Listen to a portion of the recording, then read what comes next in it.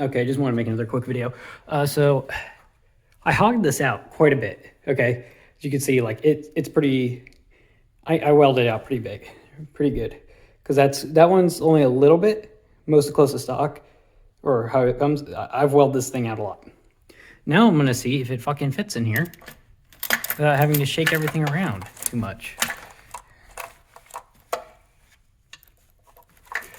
So, doing this with one hand, so patience, please.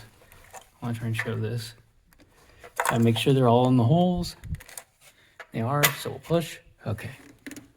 Now, as you can see, bowl lines up after, I did some massaging, and same here. Butthole lines up after I did some massaging. So, should be able to go, good to go now. And yes, I understand it's wet here. I used a little bit of compressed air, but it's still like fucking wet all over.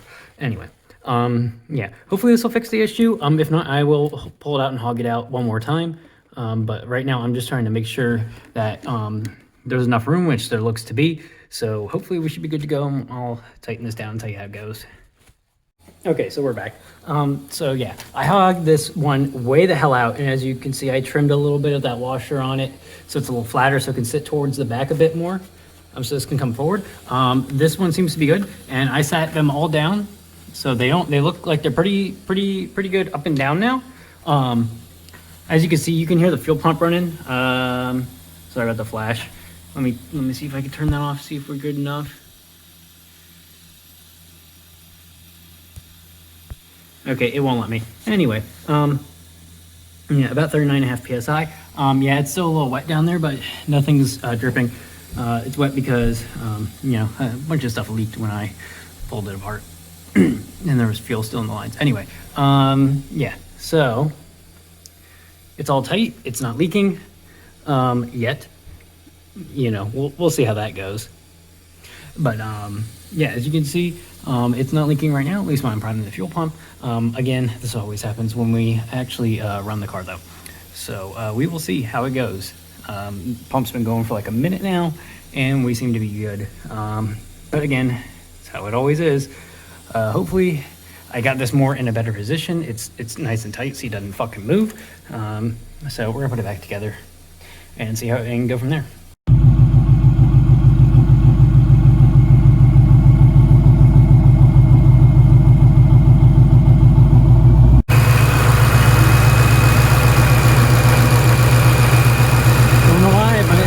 Leaking. Still wet there. Not fucking sure why. It all lines up properly, but... Okay, and here I wanted to put some photos for you guys to look at while I interject.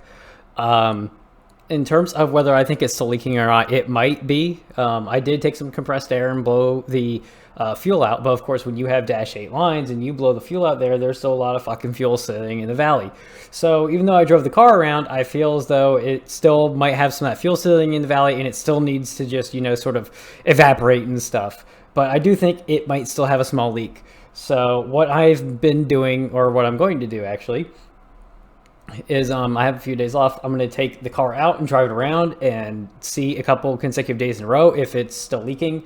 If it's leaking, it's definitely leaking less. As you saw earlier in the video, I really drilled those holes out for the alignment, and I got the fuel rail to align properly, where I believe it just aligns naturally based on where the fuel injectors sit in the rail.